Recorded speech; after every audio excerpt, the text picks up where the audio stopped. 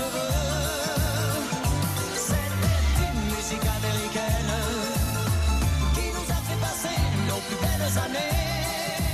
Qu'est-ce que c'est qu'un voyage dans son jardin? Vous allez voir avec Philippe Collignon, alias Chlorophylle, le jardinier de Télématin. On va vous présenter une sélection de plantes made in America.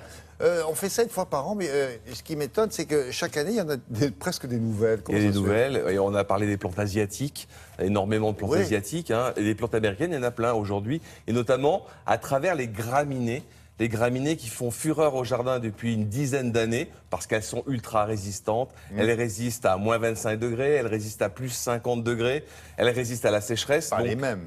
Pas les mêmes, mais en tout cas, elles sont vraiment ultra résistantes. Et la plante américaine, c'est de la plante qui résiste justement à un oubli d'arrosage. Voilà. Oui, non, mais elles sont jolies ou pas? Elles sont jolies pour certaines. Alors, pour les plantes d'Amérique du Sud ou d'Amérique centrale, vous avez des plantes plutôt équatoriales, comme certaines orchidées. Donc, il y a énormément de visages selon les origines des plantes américaines. Il n'y a pas que les USA. Quand vous dites américaines, c'est les deux Toutes continents. les Amériques. Sud et Nord. Voilà, toutes les Amériques réunies.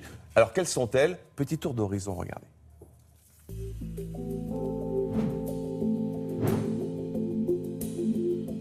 Pourquoi choisir des plantes américaines? Parce qu'elles sont originales et permettent de par leurs origines de vivre dans des milieux extrêmes. Petit tour d'horizon de ces nouvelles stars du jardin. Nous avons créé ce jardin qui représente un petit peu tous les milieux qu'on peut retrouver aux États-Unis. Un des premiers milieux, c'est le jardin sec, ce qu'on va trouver au niveau du désert, donc des plantes un petit peu chameaux qui n'ont pas besoin de beaucoup d'eau et qui poussent un peu dans le sable et le gravier. Ensuite, ce qu'on va trouver dans un bois américain, et ici on a beaucoup travaillé sur les fougères, sur des plantes un peu rares comme le Gillenia trifoliata, qui est une fleur blanche très délicate. Et le quatrième massif est un massif qui a été élaboré à partir des plantes exotiques, tout ce que possédaient les Incas. Bougainvilliers, protéa, canna et sauge, des plantes qui sont aujourd'hui classiques. La prairie américaine fait aussi son effet. On laisse tout pousser, lupin, encolie, rose sauvage, fini la tondeuse. Mais l'Amérique, ce n'est pas que du sable et du soleil, c'est aussi moiteur et volupté. L'orchidée, c'est aussi l'Amérique, puisque qu'on aille du Mexique jusque pratiquement en Argentine, on trouve beaucoup d'orchidées dans les forêts en altitude, dans les forêts en plaine. On en trouve aussi au nord de l'Amérique du Sud, au sud de l'Amérique du Nord. Donc c'est vraiment une zone de diversité. Sortons des sentiers battus avec deux battantes, justement.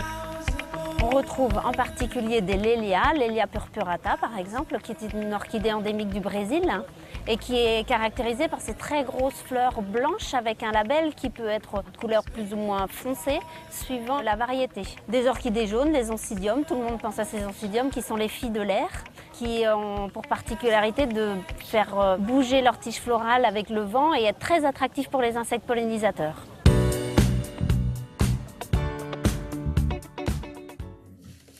Bien ça. Elles coûtent, parce qu'elles viennent des Amériques, elles coûtent plus cher que celles d'Europe? Non, parce qu'aujourd'hui on les produit en Europe. Les origines sont bien sûr américaines, mais la production est en Europe aujourd'hui. Ah bon, on fabrique des plantes exotiques mexicaines dans la banlieue parisienne? Made in France ou Made in Hollande? Ah oui, bien sûr. Aujourd'hui, elles sont multipliées chez nous.